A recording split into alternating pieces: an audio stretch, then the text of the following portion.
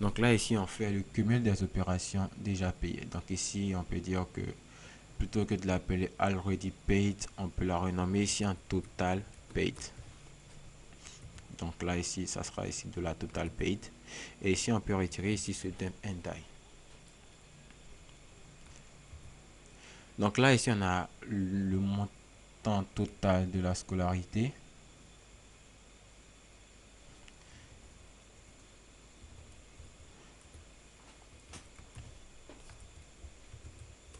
Donc là, ici, on a une variable qui permet de récupérer le montant de la scolarité et une autre variable qui permet de récupérer le montant total des paiements qui ont déjà été effectués. Donc ici, encore, on va faire une troisième condition, vérifier que le montant total de la scolarité n'est pas inférieur au montant déjà payé plus le montant du paiement en cours. Donc là, je suppose que vous comprenez tous la condition. On va vérifier que si la scolarité fait 400, on va vérifier que le cumul des opérations qui ont déjà été effectuées par l'utilisateur, plus l'opération qui est en train d'être effectuée actuellement, ou l'opération en cours n'est pas supérieure au montant total de la scolarité. Donc ici, on fera un if dollar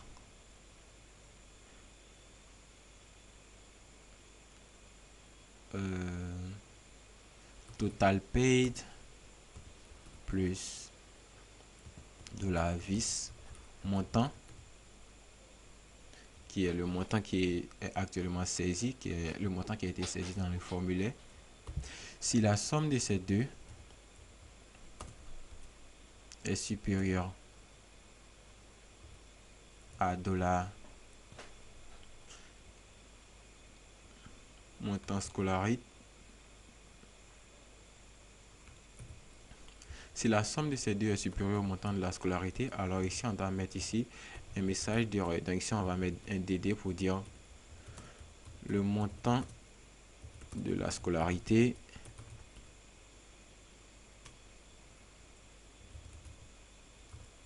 le montant saisi dépasse la scolarité. Ou alors on va dire ça. Et ici on mettra un message pour dire il reste à payer. Et puis ici on mettra de la scolarité moins. Et ici on fera moins ça.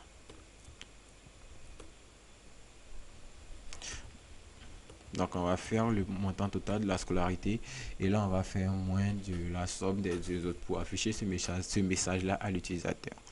Donc là ici on va tester ça encore et peu importe le montant qu'on devra choisir, il devra nous afficher ça. Et ici il dira le montant saisi dépasse la scolarité, il reste à payer.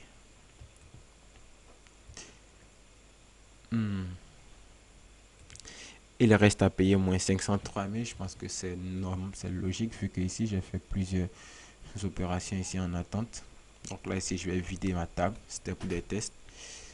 Et ce qu'on va faire, c'est que là, je vais encore tenter de faire ici un nouveau paiement. Et là, je vais cliquer ici sur ajouter. Je vais prendre cette fois 200. Cliquez ici sur ajouter et je pense que le paiement de la scolarité est effectué. Je vais prendre cette fois et je vais ici essayer de payer 300 parce que je pense que le montant de la scolarité a été défini, limité à 400.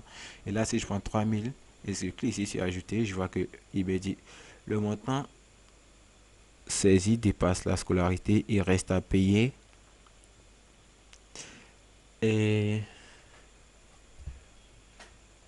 alors, comment est-ce que je vais trouver ici le montant qu'il reste à payer?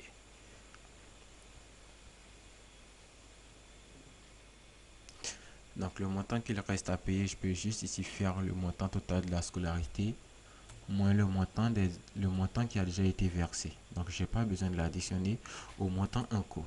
Donc là, je vais tester ça. Je vais reprendre la même Sarado et je vais prendre les mêmes 3000. Et là, j'ai le montant saisi par la scolarité. Il reste à payer 200. Donc là, on a un message clair qui apparaît. Donc ici, je peux stocker ça dans une variable d'erreur. Je peux ici l'appeler $vis error et ça sera égal à ça.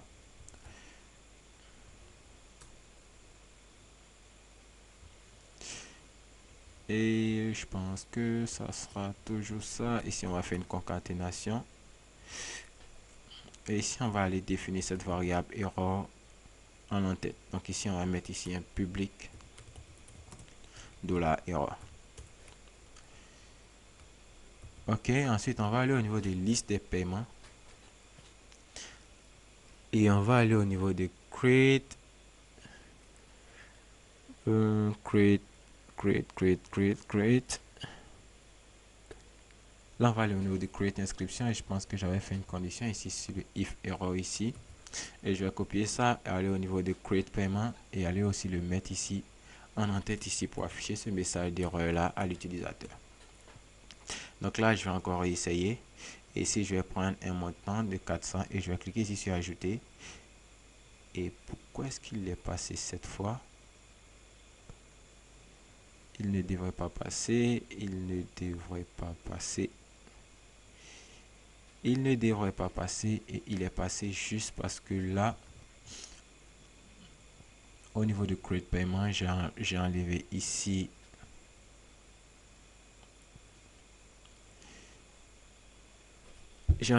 ma condition. Donc là, ici, c'est le message d'erreur que j'ai attribué. Et encore, je vais définir une autre variable publique have error. Je vais l'appeler have error. Et je vais dire que par défaut, cette variable là est fausse. Et elle permettra de déterminer si on a une erreur ou pas. Donc là, ici, lorsqu'on fait la condition et que le montant dépasse la variable de la vis have error, ça sera égal à true. Ensuite, là, ici, juste en bas, ici, je vais faire un if de $have, $vis have error. Dans le cas où on a une erreur,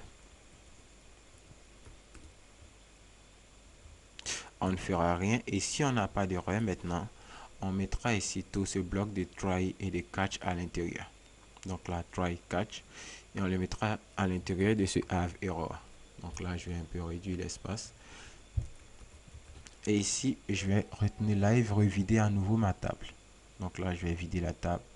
OK. Et ici, je vais venir refaire encore un nouveau paiement. Matricule donnée. Donc là, je vais faire 400. Je vais faire ajouter paiement de la scolarité effectuée. Et ici, je vais venir faire un nouveau paiement. Je vais encore reprendre la même. Et ici, je vais encore tenter de payer 400. Et si je clique ici sur ajouter, il me dira le montant saisi dépasse la scolarité. Il reste à payer 0. Et là, je pense que je peux un peu mieux personnaliser ça. Il reste à payer 0. Et là encore, vous pourrez mettre ici votre unité. Je vais mettre soit euro, soit dollar. Et encore, on va réessayer une dernière fois. Et on va essayer de payer 400 encore. Et on aura ici, le montant saisi dépasse la scolarité. Il reste à payer 0 euro dollar. Donc là encore, allez, faites de l'espace. Ou alors tout simplement un message qui soit plus clair, qui sera attention, il reste à payer. Donc là, 400 ajouté. Attention, il reste à payer 0 euro ou dollar. Donc ça permettra de dire ça.